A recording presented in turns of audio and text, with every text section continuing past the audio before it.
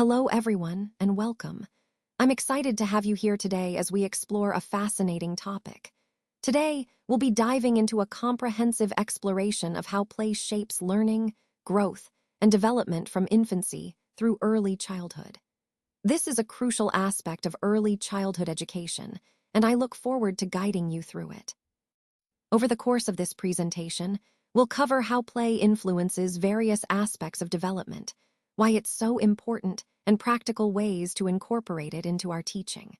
So, let's get started and discover the powerful role play has in shaping young minds. This slide highlights the fundamental role that play has in socialization and skill development. When we understand Plato's perspective, it helps us see how people in ancient times valued play as a way for children to learn and grow. These ideas from history continue to shape how we approach early childhood education today. The belief that play prepares children for adult life by imitation is deeply rooted in ancient philosophy. Plato, in particular, emphasized that children learn a lot by mimicking adult activities during play. He saw a strong link between what children do in play and the skills they will need later in life. So, by exploring these ancient views, we can better appreciate how play has been seen as a vital part of development across centuries, influencing modern practices in education. So, during the Protestant Reformation, the way people viewed play changed quite dramatically. Previously, play was often seen as a natural and positive part of childhood, something that contributed to healthy development. But with the Reformation, attitudes shifted significantly. Play was increasingly considered sinful and a waste of time, which led to a lot of restrictions on children's leisure activities. This change wasn't just about individual beliefs, it reflected broader societal and religious values at the time. Recognizing this cultural shift helps us understand how deeply societal values and religious movements can influence how we perceive and accept play throughout history. It's a clear example of how perceptions about childhood and leisure can evolve, shaping generations, experiences, and opportunities for play. Friedrich Froebel's groundbreaking approach truly transformed early childhood education. He believed that structured play is essential for fostering learning and development, and many of his principles are still foundational today. He created hands-on crafts and activities like weaving, drawing, and building with natural materials, which help children engage creatively while developing important skills. He also introduced the concept of creative occupations, which are activities designed to stimulate imagination and problem-solving. Additionally, Froebel developed geometric solids and structured play materials that promote spatial reasoning, mathematical thinking, and creativity, key skills for young learners. Most notably, Froebel established the first kindergarten, which revolutionized how we view early education. He saw childhood as a unique and vital developmental period, deserving of special attention and nurturing. Overall, Froebel's contributions laid the groundwork for modern early childhood education, emphasizing play, creativity, and the importance of early learning environments. The movement emphasized the critical importance of understanding developmental stages and individual differences. It provided essential groundwork for developmental psychology and modern education practices, transforming how we observe, document, and support children's growth. This approach helped us see children as unique individuals with their own developmental timelines. This revolutionary movement focused on systematic observation of children's development, marking a significant shift toward scientific methods in understanding childhood. It wasn't just about guessing or intuition anymore. This was about collecting data and making informed decisions. G. Stanley Hall played a major role in shaping this movement. He pioneered scientific child study methods, which laid the foundation for much of the research and practices we see today in studying and supporting children's development.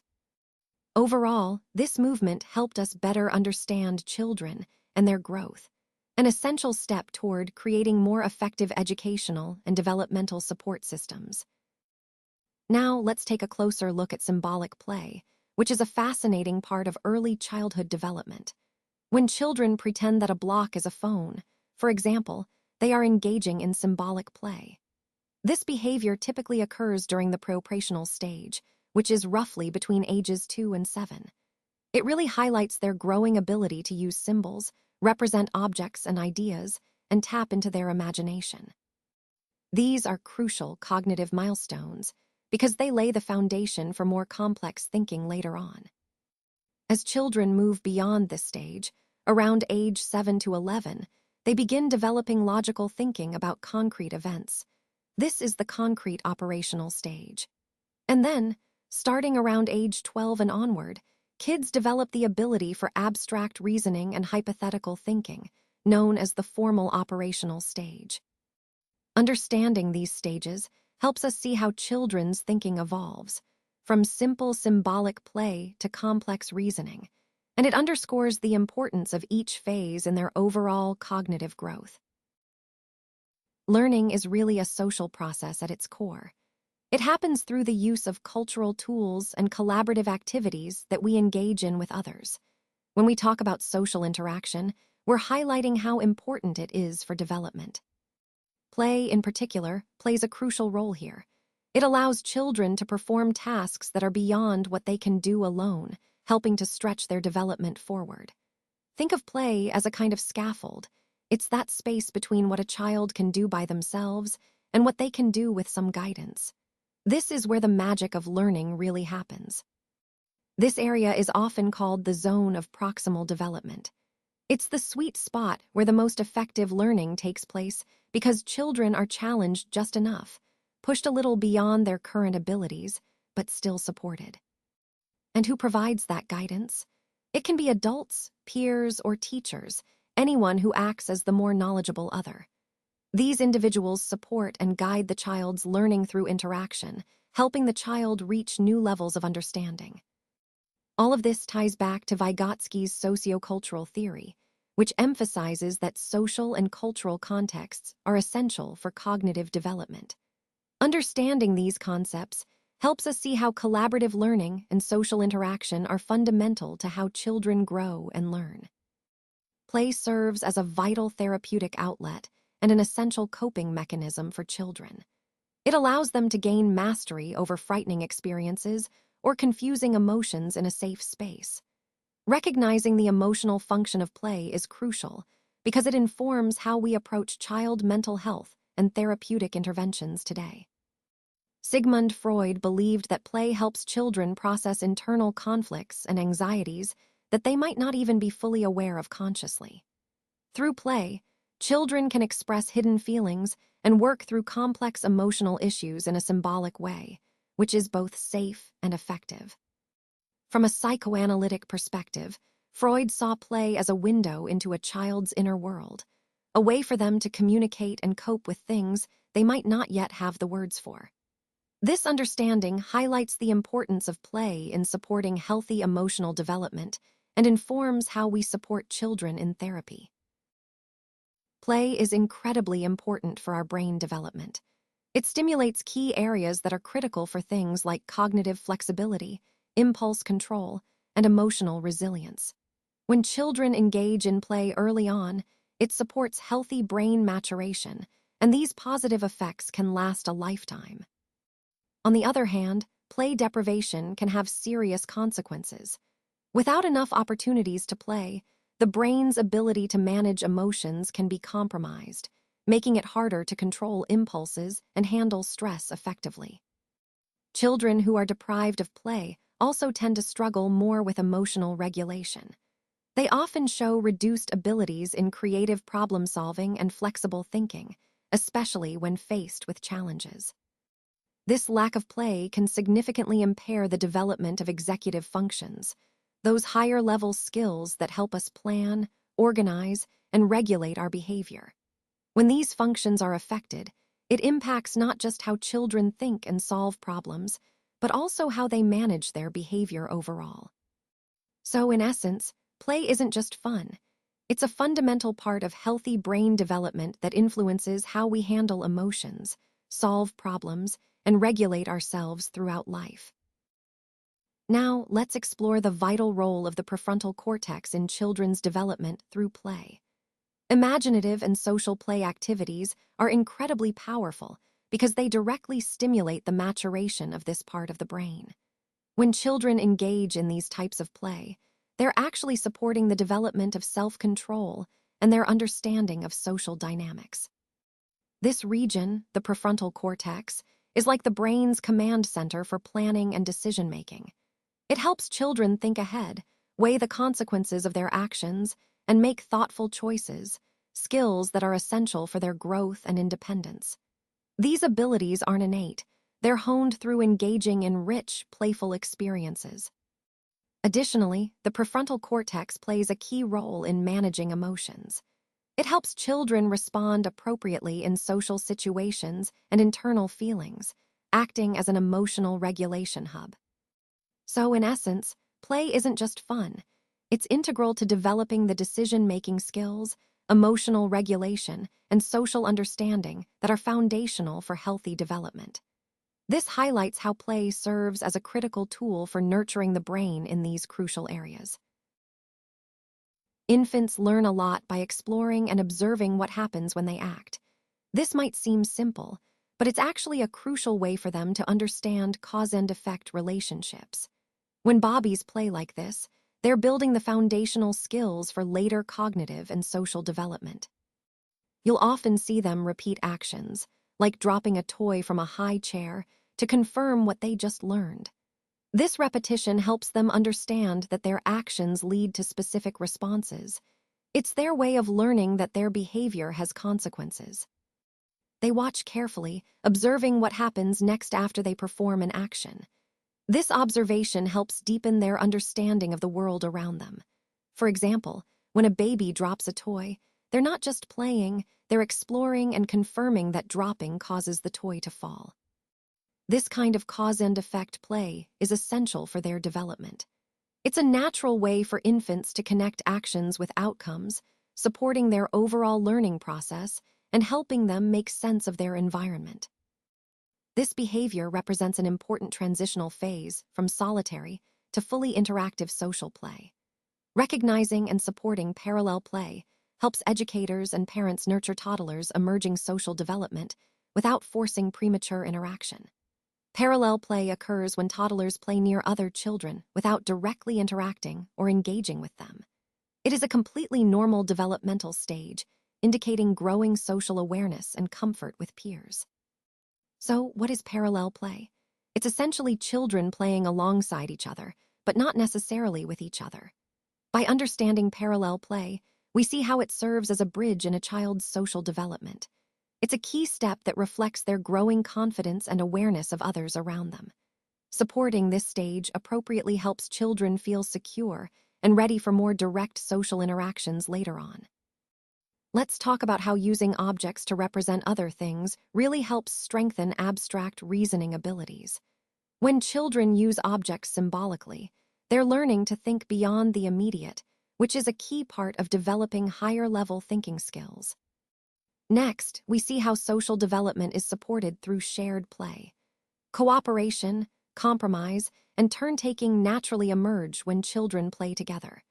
These interactions are fundamental because they help children learn how to work with others and develop social skills in a fun, engaging way. Moving on to emotional growth, when children explore different perspectives during play, they build empathy and a deeper emotional understanding. This process allows them to see the world from others' points of view, which is crucial for emotional intelligence. We also see how language skills are expanded through storytelling. Children negotiate roles, create dialogue, and develop their vocabulary as they craft stories together. This kind of play not only boosts their language abilities, but also encourages creativity and communication. Finally, the slide highlights sociodramatic play, which is the most common form of play during preschool years. This rich, complex type of play involves elaborate role-playing and imaginative scenarios where children take on different characters and create stories collaboratively. It's a wonderful example of how play fosters multiple developmental domains all at once.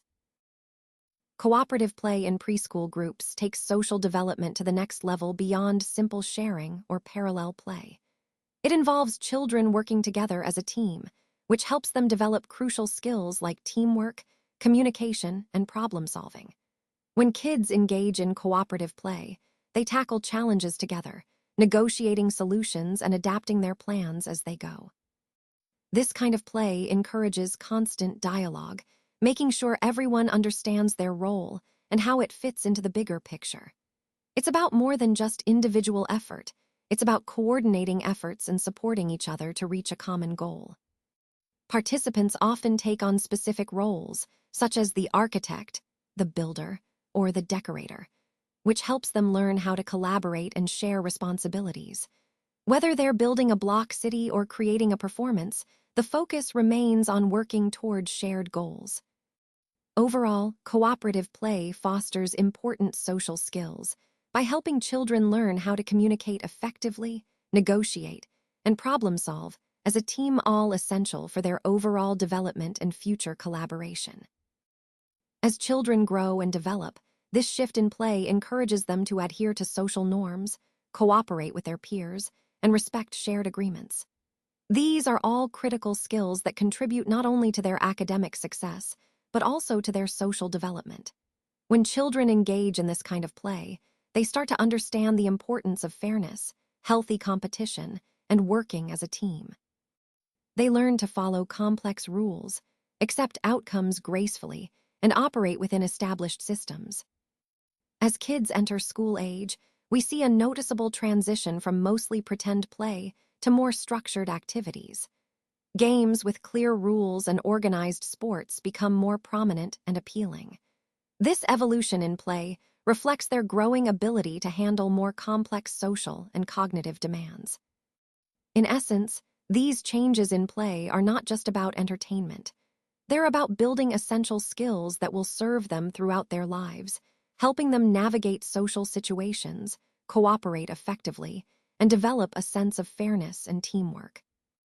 So, the primary benefit of engaging in games with rules is that children learn vital social skills that really enhance their communication, cooperation, and emotional intelligence across all areas of life.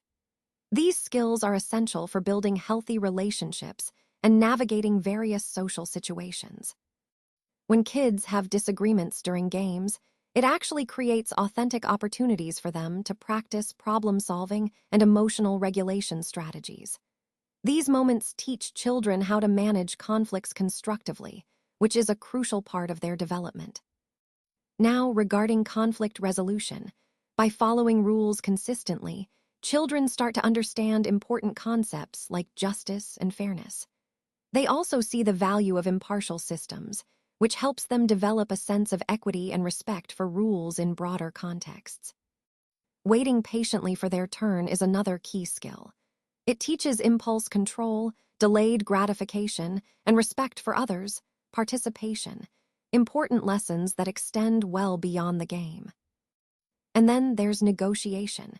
When children discuss and sometimes compromise on game rules or modifications, they develop diplomatic communication skills.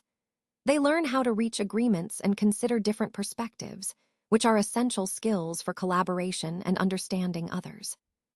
Overall, these developmental benefits from playing with rules really support children's social and emotional growth, helping them become more empathetic, fair, and effective communicators in all areas of life. Culturally specific play plays a vital role in strengthening community bonds and helping children develop a strong sense of cultural identity and belonging. While many games like tag or doll play are common across different cultures, folk games tend to have unique characteristics and meanings that are deeply rooted in a specific culture. When we look at the difference between universal play and cultural play, it's important to see how these activities reflect and transmit cultural identity, values, stories, and traditions across generations. These games are more than just entertainment. They are a way for communities to pass down their heritage and maintain their cultural continuity. Some games are distinctly regional, exemplifying cultural specificity. For instance, Kabaddi in South Asia, Capoeira in Brazil, and Mahjong in East Asia are all examples of traditional games that are unique to their regions. These games not only serve as a form of recreation, but also as a celebration and preservation of cultural identity. In summary, culturally specific play activities are powerful tools for cultural expression and community bonding. They reinforce the cultural fabric of a community and help children connect to their roots while enjoying playful activities. Mixed gender play is so important because it promotes inclusivity. When children play together across genders, it helps break down barriers and encourages a more welcoming environment for everyone. It also enhances communication skills between boys and girls, which is essential as they grow. Through this kind of play, children develop more flexible and well-rounded social skills, preparing them for real-world interactions. This approach is particularly valuable because it gets children ready for collaborative work and building relationships in an increasingly diverse world. When we encourage mixed gender play, we're giving children broader social skills and exposing them to a variety of interests and play styles. Most importantly, this kind of play actively challenges rigid gender stereotypes that can limit a child's development and self-expression. By creating these opportunities, we're helping children become more open-minded, adaptable, and confident in who they are. Overall, promoting mixed gender play aligns perfectly with our goal of fostering inclusive, socially skilled, and adaptable individuals. On this slide, I want to emphasize how important it is for teachers to strike a balance between providing structure and allowing child-led initiatives. We support and extend children's interests, but at the same time, we respect their autonomy and their sense of agency in their learning journey. This means we're there to support problem-solving and exploration, but we're careful not to dominate or direct their activities. Instead, our role is more like guiding, watching carefully to truly understand what children are interested in, what they're capable of, and how they're thinking through their actions. As observers, we gather insights into their interests and abilities. Then, we offer strategic support by asking thoughtful questions that challenge their thinking and introduce new possibilities. This helps extend their learning without taking over the process. We also act as scaffolders, creating environments and providing materials that invite exploration and discovery. But it's important to remember, we don't dictate outcomes. We set the stage for children to explore freely. Finally, as facilitators, we foster a setting where children feel empowered to lead their play and learning. This approach aligns with the core idea of a play-based curriculum, where children's interests drive their growth, and we support them as they navigate their own learning paths. Let's talk about how a high-quality play-based curriculum evolves. It's important to understand that it develops based on children's emerging interests and developmental needs, rather than sticking to predetermined themes. This means we're responding to what children are genuinely curious about, which makes learning more meaningful for them. Next, I want to highlight the idea of a responsive environment.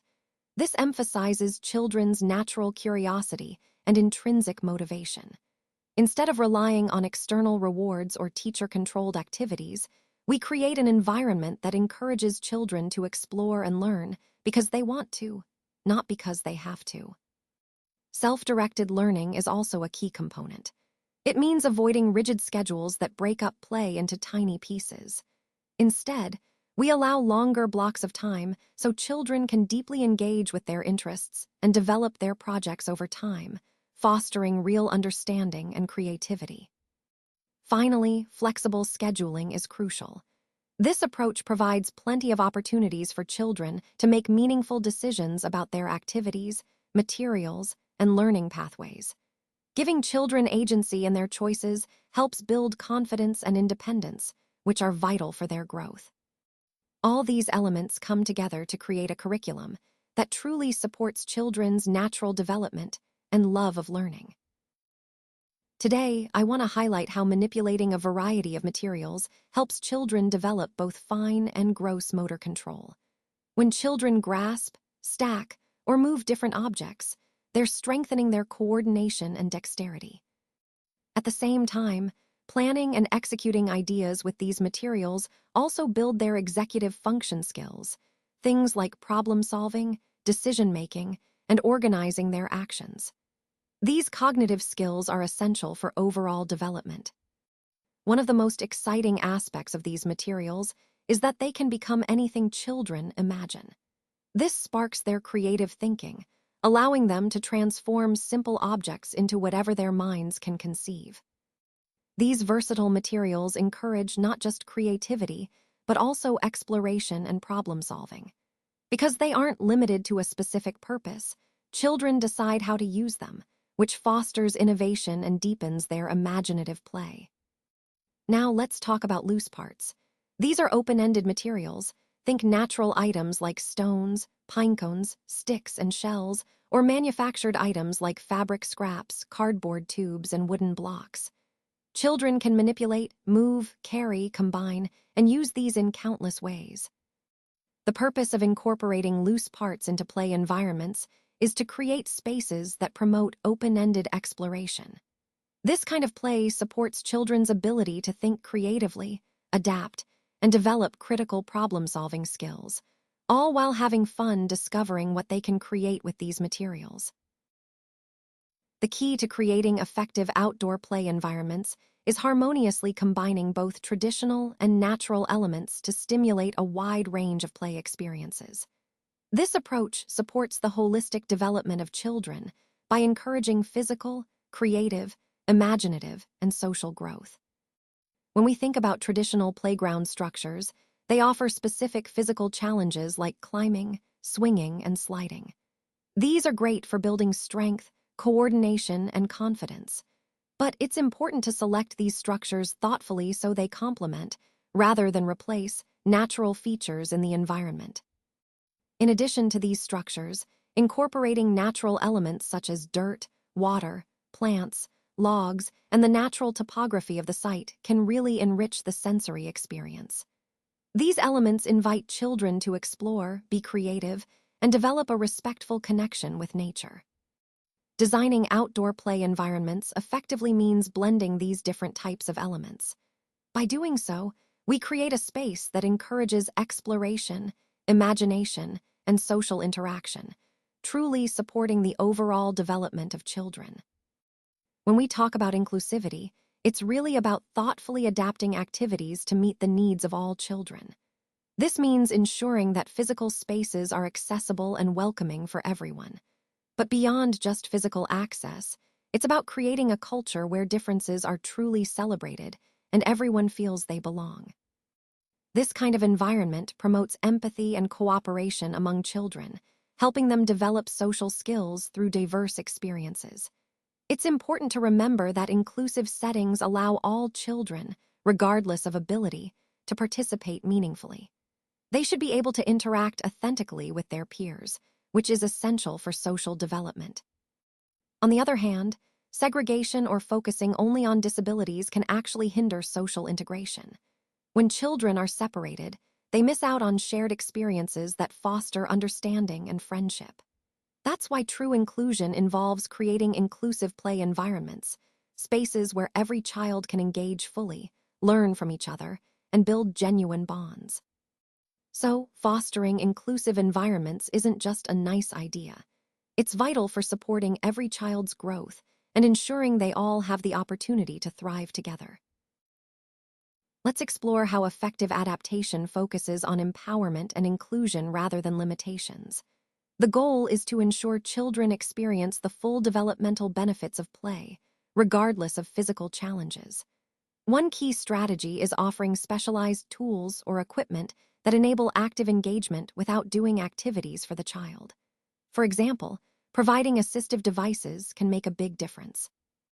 Another important aspect is changing game rules to allow full participation while still maintaining the activity's core challenge and fun. This means thoughtfully adjusting the rules to make sure everyone can join in equally. Additionally, adapting toys and equipment, like adding larger grips, switches, or stabilizers, helps children manipulate objects independently and confidently. Finally, understanding each child's unique abilities, interests, and challenges through careful observation and consultation is essential. This assessment guides all the adaptations we make, ensuring they are tailored to support each child's growth and enjoyment. When we approach play with this mindset, we truly foster an inclusive environment that promotes development and joy for every child. However, it's important to remember that technology alone doesn't guarantee that children will acquire new skills. Instead, it serves as a supplement to hands-on, social, and physical play. Thoughtful integration of technology can certainly enhance learning, but it should never dominate the environment. When programs are well designed, they can help children understand abstract concepts more easily through interactive simulations and visualizations. This approach supports conceptual understanding by making complex ideas more accessible. Additionally, effective use of technology combines visual, auditory, and even tactile elements, catering to a variety of learning styles. This multi-sensory approach ensures that each child can engage with the material in a way that best suits them. Furthermore, technology offers dynamic, responsive learning experiences. It can adapt to children's actions and choices, creating interactive experiences that keep learners engaged and motivated.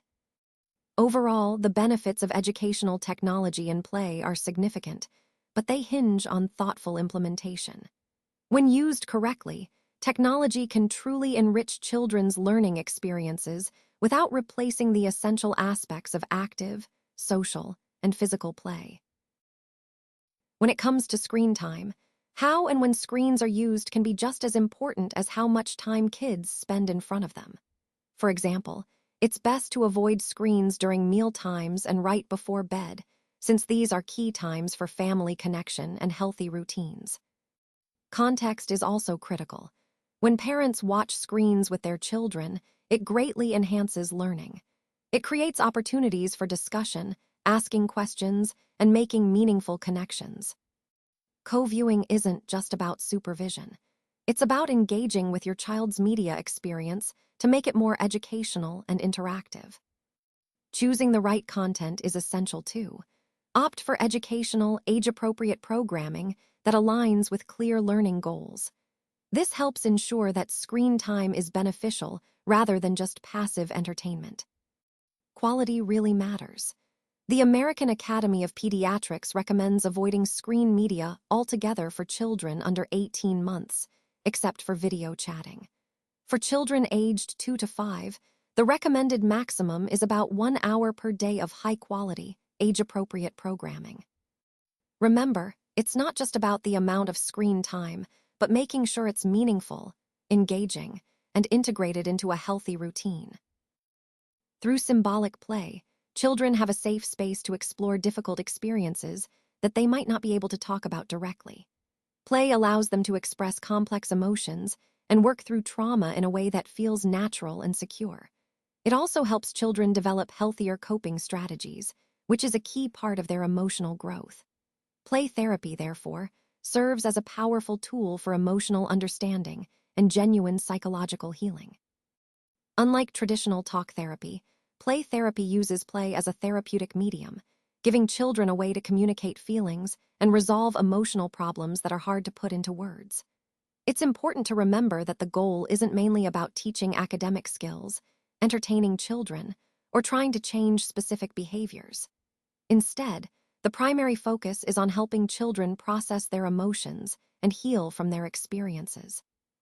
So, the heart of play therapy is about emotional expression and healing, creating a safe environment where children can explore and understand their feelings, ultimately leading to healthier emotional development. In non-directive play therapy, the therapist's role is quite different from traditional approaches. Instead of giving direct advice or telling children what to play with, I trust in their innate ability to heal through self-directed play. It's really about allowing the child to lead the process, making their own choices, and working through their issues at their own pace. Supporting their autonomy is key here. As they play, I pay close attention to the themes and patterns that emerge. These can give me valuable insights into their inner world, helping me understand what they might be experiencing beneath the surface. It's important to observe carefully without jumping to conclusions. Another critical aspect is acknowledging and mirroring their emotions without judgment or interpretation. When I do this, I'm validating their feelings and helping them feel understood. This reflection fosters trust and helps them process their emotions more effectively. Creating a safe and accepting environment is fundamental. It's when children feel completely comfortable that they can really open up and explore their feelings and thoughts freely. So, in summary, the therapist in non-directive play therapy acts more like a facilitator, supporting autonomy, observing carefully, reflecting feelings, and creating a safe space. All of these elements work together to promote healing and growth in the child. Let's talk about some critical safety considerations for outdoor playgrounds. First, it's essential to install appropriate fencing around the play area. This helps prevent children from wandering into parking lots, streets, or other dangerous areas, while still allowing you to keep an eye on them easily. Next, we need to think about separating different play zones based on age groups. Using equipment that matches their developmental abilities and physical sizes is key to preventing injuries. The idea is to create a safe environment tailored to each age group's needs. Regularly inspecting the equipment is also vital. Check for sharp edges, pinch points, rust, splinters, and any structural issues. Plus, make sure there's proper spacing between equipment parts to prevent kids from getting trapped or pinched. When it comes to surfacing, always use impact-absorbing materials like wood chips, sand, pea gravel, or rubber mulch. Never use concrete or asphalt because they don't cushion falls. The surface should be deep enough, about 9 to 12 inches, to effectively absorb impact and keep children safe if they fall. All these points are interconnected and form the foundation of a safe, fun, and developmentally appropriate outdoor play environment. Small objects can pose a serious choking risk because they have the potential to block a child's airway, which can be life-threatening. That's why regulations specify certain size thresholds to help keep children safe.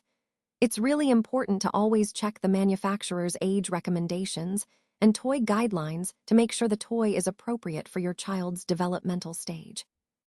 Young children, especially those under 3 years old, tend to explore their world by putting things in their mouths. That's a natural part of their sensory learning process. So, understanding the size of toys and objects is crucial to prevent choking hazards. Now, why does size really matter here? Well, toys should be larger than approximately the diameter of a tennis ball, so at least 2.5 inches in diameter. Anything smaller can easily fit into a child's mouth and block their airway. So always look for toys that meet this minimum size to ensure they are safe for young children. Remember, safety really depends on paying attention to these details and choosing age-appropriate toys for your child's safety and development. Playworkers do not lead or direct play activities, but rather supervise to ensure safety and freedom. It's all about maintaining that delicate balance between protection and independence, allowing children to explore and learn on their own. Encouraging appropriate challenges and calculated risks is essential because these experiences help children develop competence and confidence. By enabling risk-taking, we support their growth and resilience. At the same time, we encourage their independence, creativity, and decision-making without dictating how they should play. It's about giving them space to make choices and explore their interests. Creating and maintaining an inviting environment is also key. We want spaces that encourage spontaneous, child-directed play, filled with diverse materials and opportunities for discovery. And of course, watching children's play carefully is vital. We need to ensure their physical and emotional safety, but without interfering unnecessarily. Observing and monitoring allows us to step in when needed, while still letting children lead their play experiences. All of these aspects are interconnected and form the core role of a playworker, supporting children as they grow, learn, and enjoy their play. Now, let's talk about how natural elements and managed risk-taking play a crucial role in children's development. These approaches give kids real opportunities to explore their creativity, solve problems, and build resilience and confidence through authentic challenges. It's all about encouraging them to take risks in a safe and supportive environment. When we look at the American approach to playground design, you'll notice a focus on minimizing litigation risk. This often means using standardized safety surfacing, favoring pre-programmed equipment, and prioritizing safety and structure above all. The goal here is to create a controlled environment that reduces potential hazards. In contrast, the European approach trusts children's judgment and capabilities more. European playgrounds tend to feature unstructured, adventurous spaces that invite exploration. They incorporate loose parts and natural elements, which foster creativity and spontaneous play. These playgrounds emphasize risk-taking and challenge, understanding that overcoming these challenges helps children develop important life skills. So, while the American model leans towards safety and predictability, the European approach embraces a balance of safety with opportunities for authentic, challenging experiences. Both approaches reflect different philosophies about how children should learn and grow through play. Now, let's look at how different types of play contribute to working together towards shared goals through structured collaboration. First, we have cooperative play, which is all about working together with a common purpose, focusing on teamwork and supporting each other to achieve a goal. Next, we see competitive play, where the emphasis is on winning, achievement, and comparing performance against others. While it can foster motivation, it's important to balance this with collaboration. Then there's instructional play, which is adult-directed and designed with specific learning objectives in mind. This type of play ensures children develop particular skills within a structured framework. Moving on to playful, spontaneous, child-directed play, this is purely for enjoyment and exploration. It allows children to express themselves freely and develop creativity. Finally, we come to ludic play. The term ludic comes from the Latin ludere, meaning to play. In educational contexts, ludic play emphasizes the joyful, spontaneous, and creative aspects of play, highlighting freedom, intrinsic motivation, and the natural joy children find in playing. In essence, all these forms of play contribute to a balanced approach, where collaboration and shared goals are fostered through different styles, each with its unique value in supporting children's development. Shared pretend play is a wonderful example of how children use communication and negotiation to create shared experiences. It really highlights the importance of social skills in early development. Words themselves are more than just sounds. They are symbols that require abstract thinking to understand and use effectively. This language growth allows children to create mental worlds beyond what they see and experience right now. Imagination plays a crucial role here. It's a sophisticated cognitive ability that allows children to envision things beyond their immediate reality. This kind of symbolic play, which develops during Piaget's preoperational stage between ages 2 and 7, marks a major milestone in their cognitive growth. It shows that children can hold mental representations separate from the physical world around them. In symbolic play, children use objects, actions, or words to stand for something else entirely. For example, a block might become a telephone, or a broom might transform into a horse. Sometimes they even become a superhero or a doctor, using their imagination to role-play and explore different scenarios. So, what exactly is symbolic play? It's a type of play where children use symbols to represent other objects or roles. It's characterized by this ability to think abstractly and to hold those mental images, which is a sign of advancing cognitive development. Recognizing these characteristics helps us understand how children learn to communicate, negotiate, and expand their mental worlds through play. Let's talk about the primary benefit of risky play. When children engage in activities that involve some level of challenge, they're actually learning to assess and manage real risks. This isn't about encouraging recklessness, but about creating safe contexts where children can test their limits and develop essential decision-making and problem-solving skills. It's important to understand that success in these situations builds competence, giving children confidence in their abilities.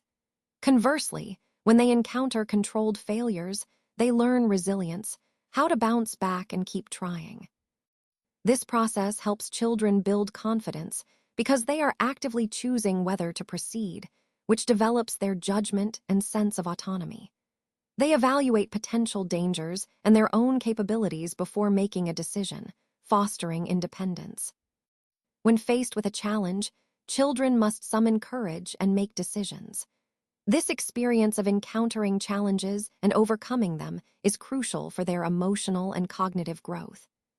So, in essence, risky play is about more than just having fun. It's a vital way for children to develop resilience, confidence, and independence, all while managing risks safely. Now, let's look at how scaffolding works in play. When a child performs a task confidently without any assistance, we say they are demonstrating independence. That's level 4, where the child is fully capable on their own.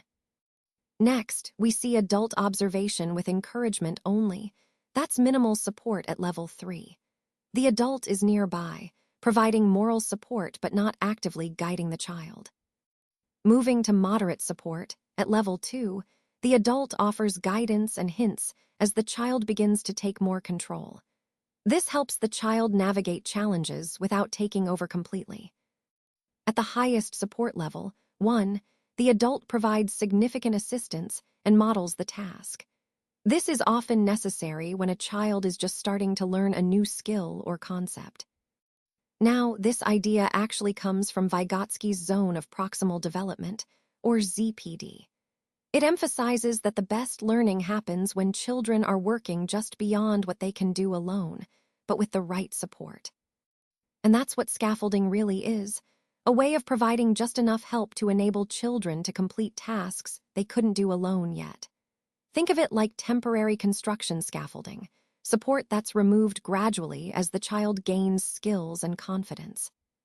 So, in play, scaffolding helps children progress by offering tailored support that encourages independence and mastery over time. In this slide, we're exploring Bronfenbrenner's ecological systems theory, which really emphasizes that child development happens within a web of interconnected environmental systems. Understanding these layers is crucial for educators because it helps us see how various factors, like family, community, and culture, shape a child's play and learning experiences. Let's start with the chronosystem, which adds a time dimension to the picture. This includes life transitions, historical events, and developmental timing, things like moving to a new school or experiencing societal changes that influence development over time. Moving outward, we have the macrosystem. This encompasses the broader cultural context, societal values, economic systems, cultural traditions, and laws. These elements provide the overarching environment that influences everything else. Next is the exosystem, which involves indirect influences. Think about parents' workplaces, community services, or extended family networks. These don't involve the child directly, but still impact their development and learning environment. Then there's the mesosystem, which connects different microsystems. For example, the relationships between parents and teachers or family and peers. These connections create a network of support and influence that shape daily experiences. Finally, at the core, we have the microsystem, the immediate environment.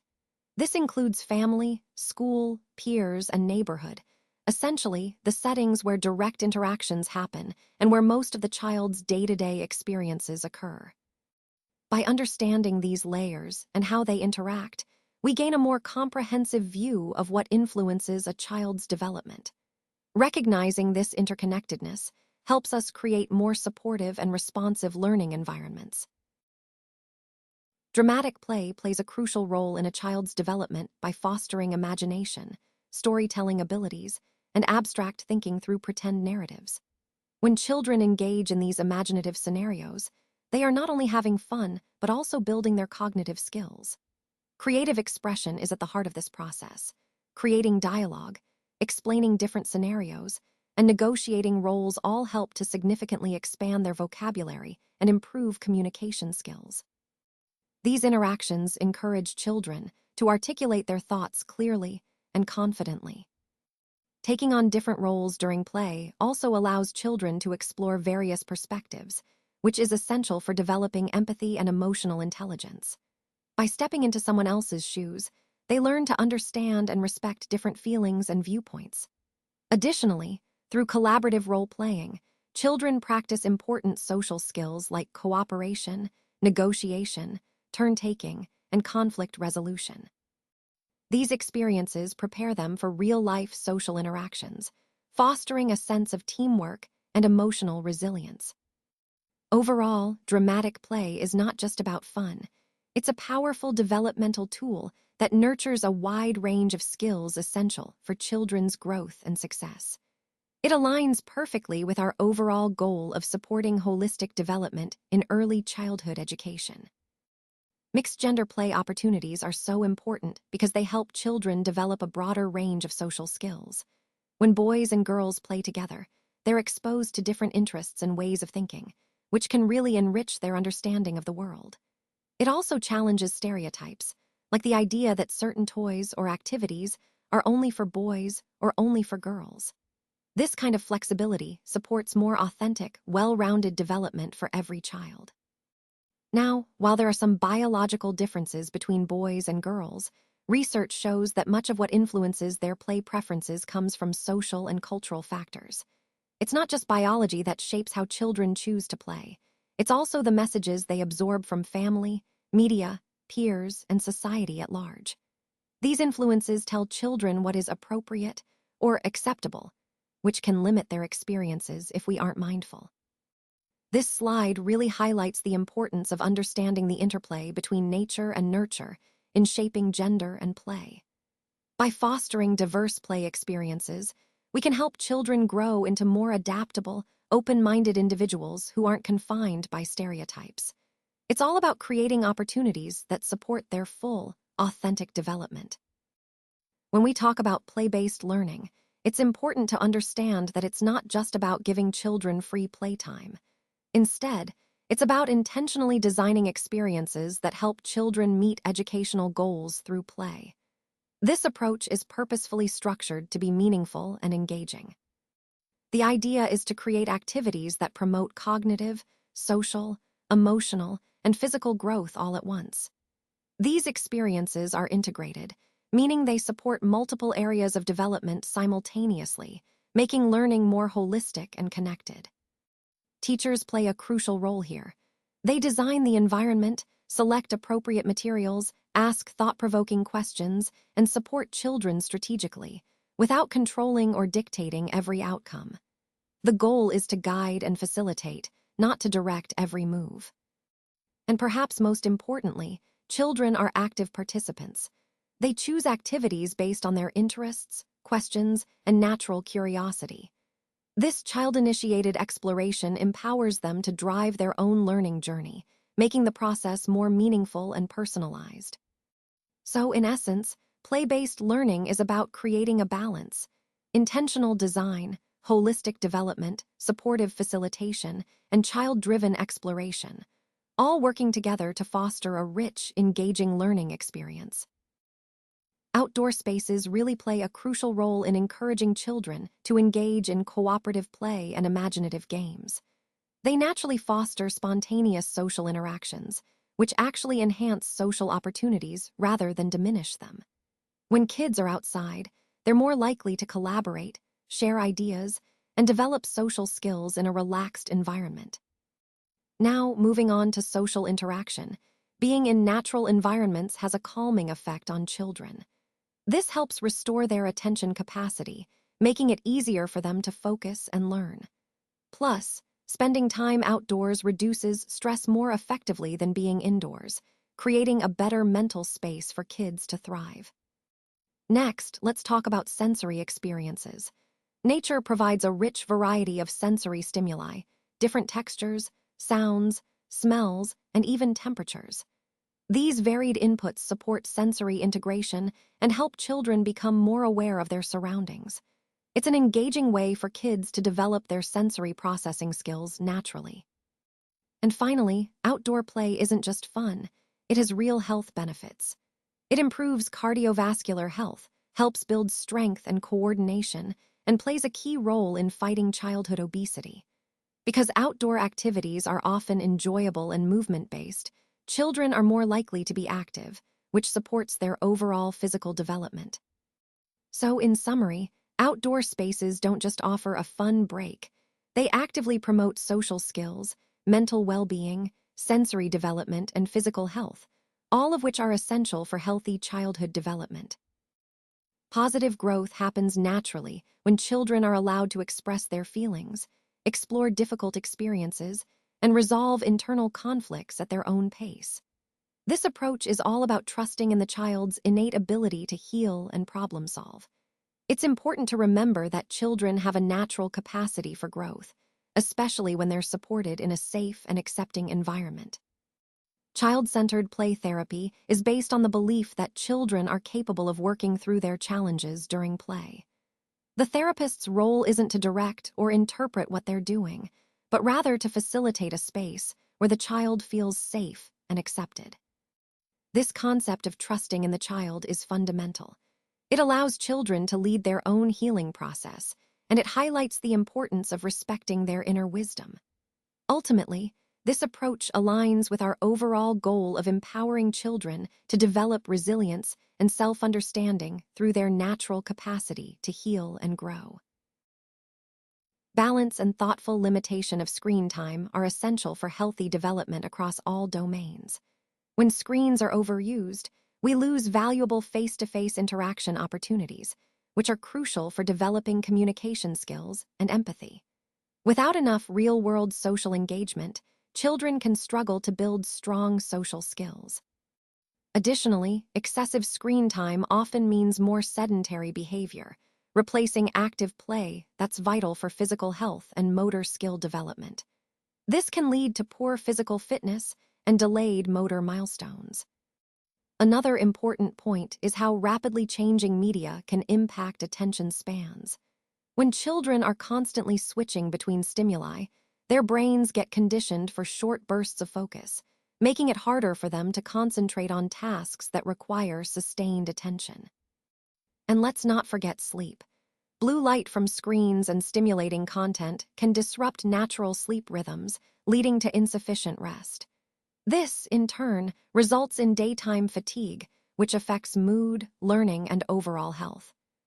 So, the negative consequences of excessive screen time are quite broad, impacting social skills, physical health, attention, and sleep, all of which are vital for healthy development.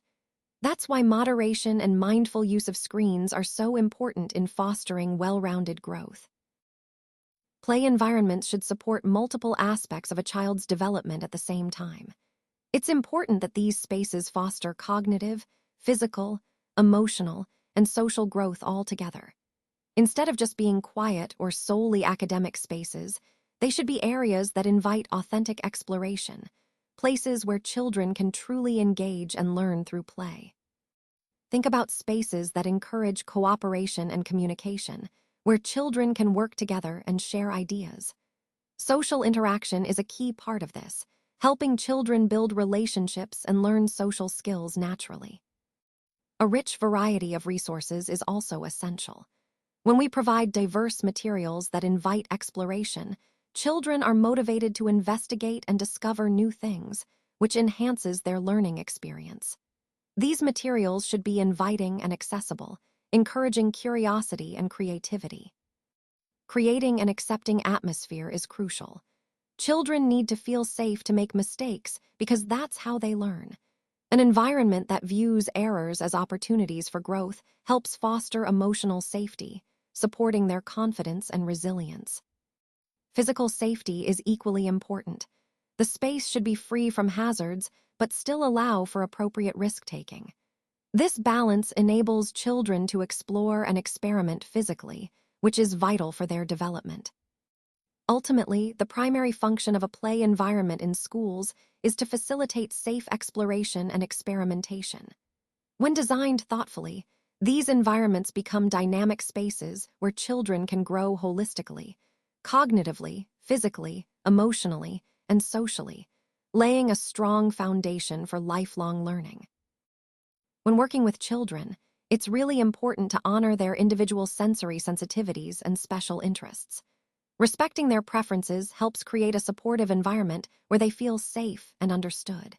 Using pictures, schedules, and social stories can be incredibly helpful to clarify what's expected and reduce anxiety. Visual supports are a key tool in making routines clear and accessible. Offering retreat areas or quiet spaces gives children a place to take a break when they need to escape from too much stimulation. Minimizing loud noises, chaotic settings, and overwhelming stimuli is crucial to prevent sensory overload, which can be distressing for many children, especially those with autism spectrum disorder. Adaptations might include visual schedules that show the sequence of activities, defining play areas with clear purposes, and gradually introducing new experiences to build comfort and familiarity. Children with autism often benefit greatly from highly structured and predictable play environments because it reduces their anxiety and improves understanding. Clear rules, consistent routines, and explicit expectations help children feel more secure and confident in their surroundings. Overall, structure and predictability are essential for creating an environment where children can thrive and enjoy meaningful engagement. Now, let's explore Piaget's constructivist view, which really emphasizes that learning isn't just about passively taking in information. Instead, it's an active process where children are actually constructing their own knowledge. Play plays a crucial role here because it provides the essential hands-on experiences that are necessary for authentic cognitive development. When children engage in exploration and experimentation, they are creating meaning for themselves. This process of personal discovery is fundamental to how they learn and understand the world around them. Hands-on play experiences are not just fun, they are the building blocks of cognitive growth. Through play, children are constructing understanding, which means they are actively building mental structures rather than simply receiving static information. This aligns with Piaget's idea that learning involves creating and organizing knowledge through direct interaction with their environment. So, in summary, the constructivist view of play tells us that children learn best when they are actively involved, exploring, experimenting, and building their understanding through meaningful interactions. This approach highlights the importance of play as a vital part of cognitive development, reinforcing that learning is about constructing knowledge, not just absorbing facts. Building with blocks is more than just stacking. It really supports a wide range of developmental skills. For example, it helps children develop fine motor skills by grasping and placing the blocks carefully. It also enhances their spatial reasoning as they learn to organize and visualize how pieces fit together. Plus, it introduces foundational mathematical concepts like size, shape, and symmetry. As kids problem solve, figuring out how to balance or stabilize their structures, they're building critical problem-solving abilities. Planning is involved too, because they need to think ahead about how to create a stable or tall structure. And of course, completing a building gives children a real sense of accomplishment, boosting their confidence. Constructive play, in general, involves creating or building something using different materials, whether it's building with blocks, making art projects, or assembling puzzles. What makes it more complex than simple manipulation is that it requires higher-level thinking, like envisioning a goal, executing a plan, troubleshooting when things don't go as expected, and persevering until they succeed. So when children engage in this kind of play, they're not just having fun, they're developing essential skills that will support their overall growth and learning. This is why building with blocks is such a powerful activity in early childhood development. Recognizing schemas helps us plan activities that are developmentally appropriate and that support children's natural learning patterns. When we observe what children are interested in, such as things that turn, like wheels or spinning toys, or children who enjoy rolling themselves around, we can identify specific schemas at play. For example, the rotation schema involves children's fascination with turning objects or themselves. They might enjoy spinning toys or turning pages in a book. Then there's the connecting schema, where children like to join things together, building trains, tying knots, or creating long lines with blocks. This pattern shows their interest in linking objects or ideas. The enveloping schema is all about covering or wrapping objects, hiding things, or putting items inside containers. Children engaged in this schema might enjoy wrapping up toys or hiding objects under cloths. And the trajectory schema captures children's fascination with things moving through space, throwing, dropping, or rolling objects. They're exploring movement and understanding how things travel. Now, it's important to remember that a schema is essentially a repeated, predictable pattern of behavior that children use to explore and make sense of the world around them. These schemas reflect consistent ways children interact during play, how they manipulate objects, people, and their environment. Understanding these play schemas helps us better support their learning by providing opportunities that align with their natural interests and developmental patterns. Sensory playgrounds are quite different from traditional playgrounds because they intentionally include a variety of sensory experiences. Instead of just focusing on physical equipment and movement, these playgrounds engage multiple senses to support development. For example, the use of colors, patterns, light and shadow, and movement creates dynamic visual experiences that stimulate and engage developing visual systems. This makes play more enriching and helps children improve their visual processing skills. In addition, sensory playgrounds often incorporate natural elements like herbs, flowers, and other natural materials. These provide olfactory stimulation, which is often missing from traditional playgrounds. Engaging the sense of smell can support memory and mood, making the play experience both fun and beneficial for emotional well-being. Auditory elements are also key. Think wind chimes, musical instruments, water features, and rustling leaves. These create rich auditory environments that enhance sensory awareness and help children develop their hearing and listening skills. Finally, tactile experiences are varied and plentiful. Smooth stones, rough bark, soft grass, bumpy surfaces, silky fabrics. These support sensory processing and discrimination. By providing a range of textures, sensory playgrounds help children explore and understand different tactile sensations, which is crucial for their sensory development. Overall, the characteristics of a sensory playground are designed to offer a balanced, engaging environment that stimulates multiple senses and promotes sensory integration and development. Let's talk about the importance of giving children space to work through their challenges, make mistakes, and discover solutions on their own. It's essential to step back and allow them that independence, as it fosters confidence and problem-solving skills. At the same time, we need to ensure that we have a variety of materials and spaces available. This diversity supports different play interests and encourages exploration. By providing the right resources, we enable children to engage in meaningful, varied play experiences. As play leaders or playworkers, our role involves careful observation. Watch closely to understand how children are playing, identify any risks, and recognize when support might be needed. It's about finding that balance, being present enough to ensure safety, but not so involved that we stifle their independence. This role requires us to supervise thoughtfully while respecting their autonomy.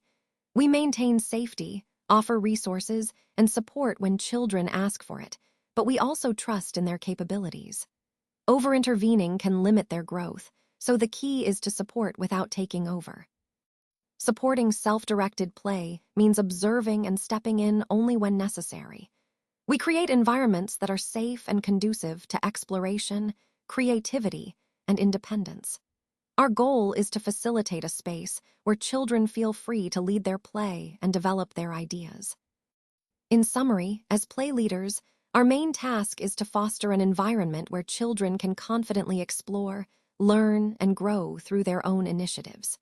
We guide, support, and protect, but always respect their ability to lead their own play journey.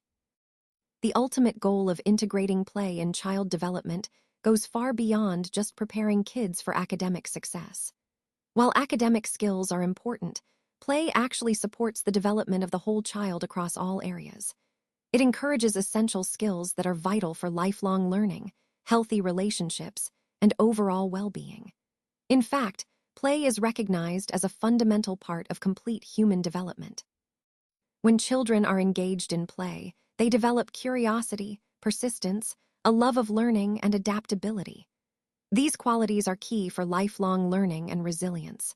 Play also helps build motor skills, coordination, strength, and overall wellness, which are essential for physical health. On the social side, through play, children learn communication, cooperation, empathy, and conflict resolution. These social skills are critical for forming healthy relationships throughout life. Emotionally, play promotes self-regulation, resilience, emotional expression, and confidence. It provides a safe space for children to understand and manage their feelings. Cognitively, play enhances problem-solving, creativity, memory, and executive functioning, skills that form the foundation for academic achievement and critical thinking. Altogether, this highlights that holistic development, covering cognitive, social, emotional, physical, and lifelong learning, is the true aim of integrating play. It's about nurturing well-rounded individuals prepared not just for school, but for life.